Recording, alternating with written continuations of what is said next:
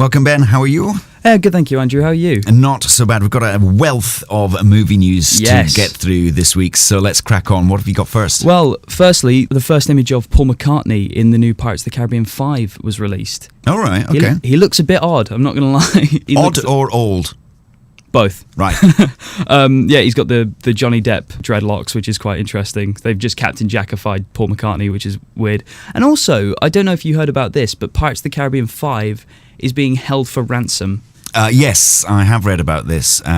Disney are being asked to pay a Bitcoin ransom for it not to be released online. Yeah, it's weird. Same thing happened with Orange is the New Black, the most recent season with Netflix a couple of weeks ago, which was an odd situation to happen. What else has happened? War of the Planet of the Apes got a final trailer. It looks really good. I really like the first two films, directed by Matt Reeves, who's doing the new Batman film. I think he's a really good director, and these films look amazing. Woody Harrelson is the villain in this. Right. He has a very odd line in the trailer. He says something like, "If we lose,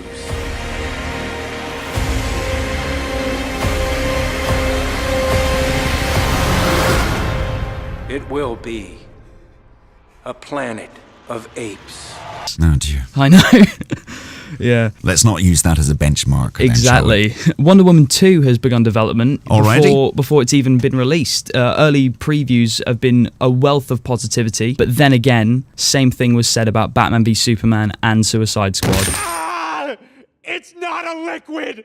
It's a great many pieces of solid matter that form a hard floor-like surface! So, keep the finger on the pulse for that one. Well, Wonder Woman at the cinemas in next month, actually, isn't it? Yeah, it's only a couple of weeks, which is quite exciting, actually. Wonder Woman 2 is going to be released after the Joss Whedon-directed Batgirl film. And it's quite odd, actually, because Joss Whedon wrote a script for Wonder Woman back in the early 2000s, which he was going to do. He turned down X-Men 3 to do Wonder Woman, but that got shelved. But his script's now online. It came out in the last week, so people can read that, which is quite cool. Yeah, so there's a lot of stuff happening. There's the Emoji Movie got a trailer. Yeah, okay, good. But that's pretty much it. All right, let's take a look at the new releases at the cinema this week. And let's start with The Zookeeper's Wife, shall we?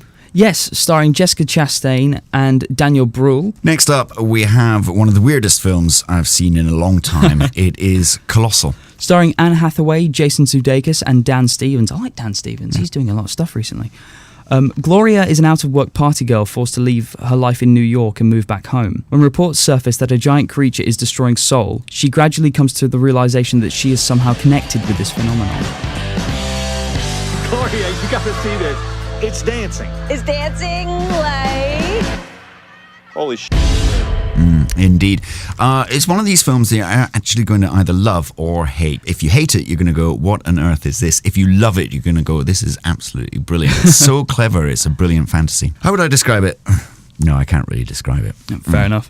Everything, starring Amanda Stenberg, Nick Robinson, and Annika Noni Rose. A teenager who's lived a sheltered life because she's allergic to everything falls for the boy who moves in next door. Yeah, a drama that is out this week. Next up, we have Stratton, starring Dominic Cooper, Tom Felton, and Tyler Hoechlin. Stratton is a special boat service agent for MI6, and his American counterpart, Marty, tracks down an international terrorist responsible for dangerous biochemical weapons.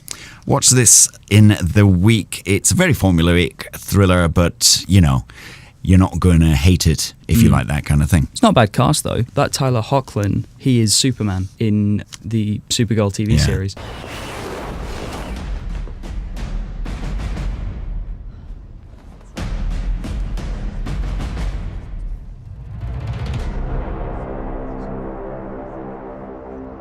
Everyone, this is my cousin. I guess you already know. Superman in there and Draco Malfoy, which is quite cool. We're going to talk about the big one this week. It stars Michael Fassbender, Catherine Waterston, Billy Crudup, and Danny McBride. It is, of course, Alien Covenant. Yes. Yes, Alien Covenant. Ridley Scott returns to the universe he created with Alien Covenant, a new chapter in his groundbreaking Alien franchise. The crew of the colony ship Covenant, bound for a remote planet on the far side of the galaxy, discover that what they think is an uncharted paradise, but is actually a dark, dangerous world, when they uncover a threat beyond their imagination and they must attempt a harrowing escape. I've been hearing good things about this film. Ridley Scott is a mixed director in my eyes. I think he's done some very amazing stuff, most recently The Martian, but then again he's done a lot of middling things as well. From what I hear, it's really cool. Ridley Scott said that he's going to do 2 more Alien Covenant sequels that will lead into the original Alien film, and the next one may be titled Alien Devastation. That's the sort of working title at the moment. Also, I mentioned a couple of weeks ago about a sort of in-between call between Prometheus and Alien Covenant. Don't watch it. Okay, there we are.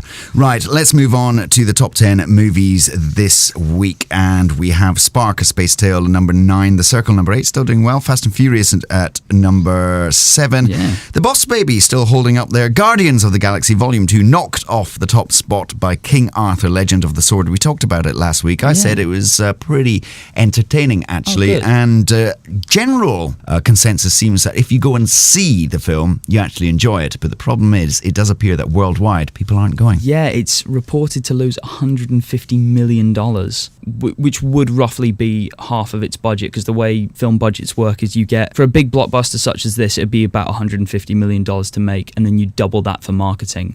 So it's doing well here, though, and as I said last week, it's enjoyable. I was reading all about the whole premise behind King Arthur.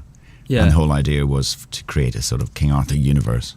Oh, really? Alongside, like a Marvel universe, and have different, the backstory of Guinevere, the king, and the whole how it ended up that got shelved years ago. So now this is pretty much a standalone. Or with 90s bobber swagger. Yeah. Well, they're doing the same with The Mummy as well. Yeah. That comes out in a couple of weeks. Yeah, Tom Cruise. Yeah, Tom Cruise, and because Russell Crowe's in it as Dr. Jekyll. Right. Yeah. So go along and watch that if you have time this weekend. Ben, thank you very much.